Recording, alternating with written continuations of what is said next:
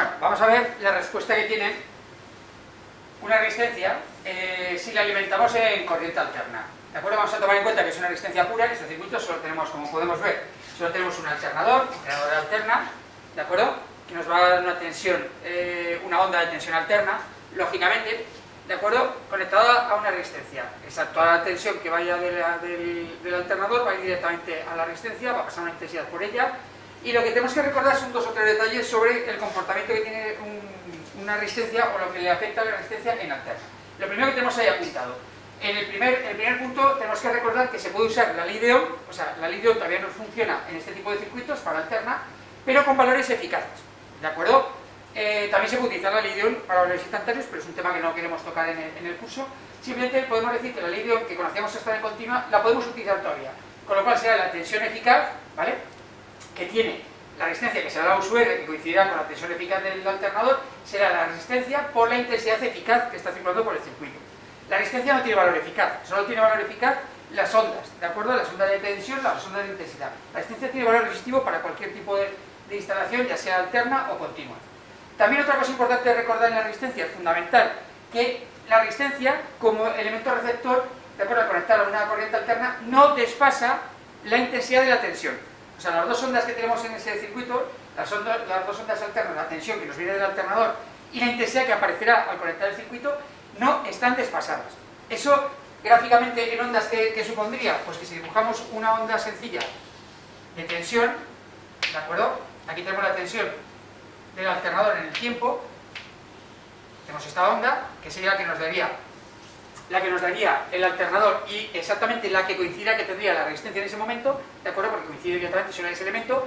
Sobre ella podríamos dibujar también una onda de intensidad-respuesta, lo que sucedería a través de la ley de Ohm, ¿de acuerdo? Podríamos sacar intensidad como la tensión eficaz partido por la resistencia que fuera, el valor que sube, ¿de acuerdo? Y aunque son diferentes magnitudes, las vamos a dibujar no a una escala, sino simplemente una representación para que la podamos ver. Entonces, ¿cómo sería la onda de intensidad? En este caso la onda de intensidad tendría la misma forma, ¿de acuerdo?, que la onda de tensión. Como podemos ver, pasaría por cero a la vez, ¿de acuerdo? Y tendría sus valores máximos y mínimos negativos a la vez, ¿de acuerdo? Esas ondas, se dice que cuando pasa esto, que están en fase, ¿de acuerdo? En ondas.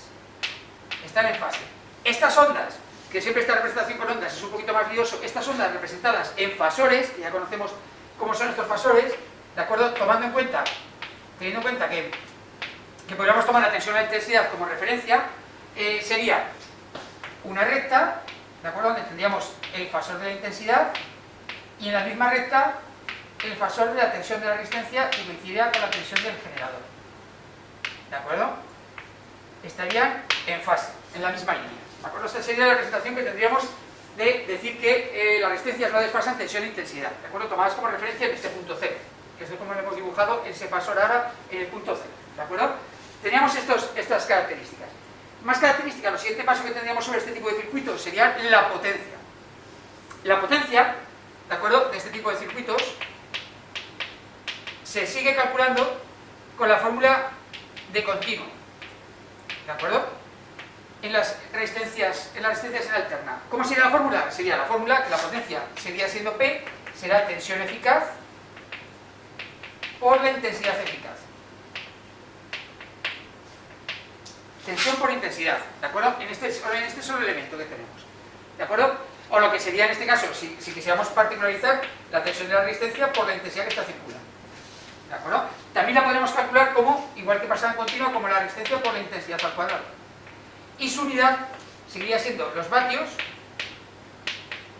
y le damos un nombre a este tipo de potencia ahora en alterna, cosa que no se lo damos en continua, y se le llama potencia activa.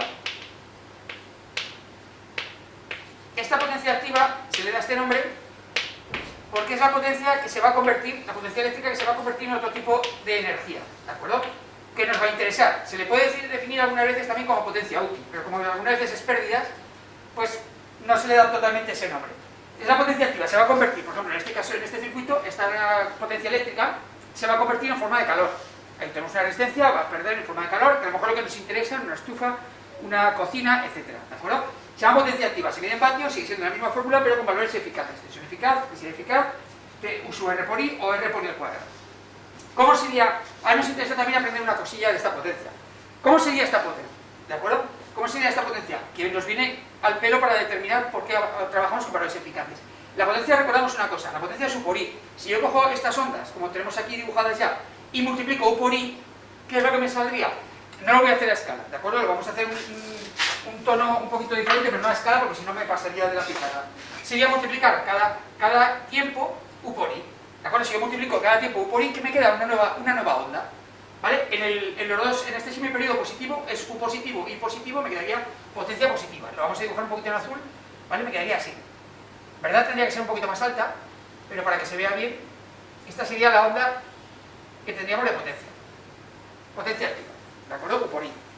Y en el semiperiodo negativo, como tenemos tensión negativa e intensidad negativa, menos U por menos I me daría positivo, con lo cual me quedaría otro semiperiodo de la misma forma hacia arriba. Ahora voy a dibujar en azul cómo es la onda, ¿de acuerdo? Cómo serían las ondas de potencia, ¿vale? Para que lo veamos claramente. Todo esto sería la potencia que se estaría consumiendo en la resistencia. Como vemos que está hacia arriba, lo importante que nos tiene que quedar claro es que hacia arriba, todo lo que sea potencia es hacia arriba, ¿de acuerdo? Ahora tenemos aquí también la potencia representada. Es consumo, es gasto de potencia, ¿de acuerdo? Todas las potencias que sean hacia arriba se está consumiendo. Lógicamente yo cojo potencia eléctrica y se convierte en calor, ¿de acuerdo? Con lo cual es positivo en las dos y es consumo de potencia, ¿de acuerdo? Lo que nos tiene que quedar claro también de este concepto es una cosa muy peculiar, que la potencia alterna no siempre se consume un valor medio, ¿de acuerdo? Sino que hay momentos en que la potencia alterna no se consume nada, cuando esté pasando justo por este momento las ondas, no hay consumo de potencia, aquí y aquí, y en cambio hay otros puntos donde el consumo de potencia es máximo, ¿de acuerdo? Y intermedio, pues se van consumiendo diferentes valores. Esto, por ejemplo, ponemos un ejemplo muy rápido. Si tuviéramos una bombilla de incandescencia, ¿de acuerdo? La ponemos a funcionar, ¿qué es lo que está sucediendo? Que hay momentos que la bombilla no tiene tensión ni tiene intensidad y no tendría que estar dando luz. Lógicamente sí que da luz porque claro, es un filamento que se ha calentado y esto es tan rápido, esto está pasando 50 veces por segundo, es tan rápido que no le da tiempo al filamento a enfriarse y perder ese tono de luz. Nuestros ojos no son capaces de ver ese bajón de luz en una lámpara de incandescencia, ¿de acuerdo? Una bombilla de incandescencia. Y otro momento es en que está dando el tope, ¿de acuerdo?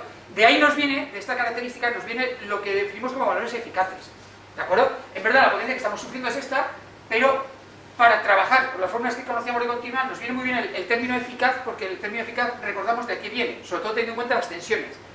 ¿Qué relación entre tensión alterna, una onda de tensión alterna y la tensión eficaz?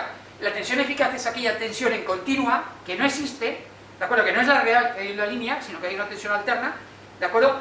Una tensión eficaz que haría el mismo trabajo en un ciclo y en todo el tiempo que la onda alterna completa. O sea, si consideramos todo lo rayado, el trabajo que está haciendo mi onda alterna en una bombilla, ¿de acuerdo? Si le diéramos una tensión continua que hiciera el mismo trabajo, a ese valor se llama tensión eficaz, ¿de acuerdo? ¿Eso cómo se representaría? Pues se representaría como una onda, más o menos, no es una onda, sino una línea continua, así, que formaría un rectángulo, que la superficie de este rectángulo sería la misma que la superficie de estas dos semiondas, ¿de acuerdo? Y aquí estaremos hablando de valores eficaces. Esos valores eficaces, ¿vale?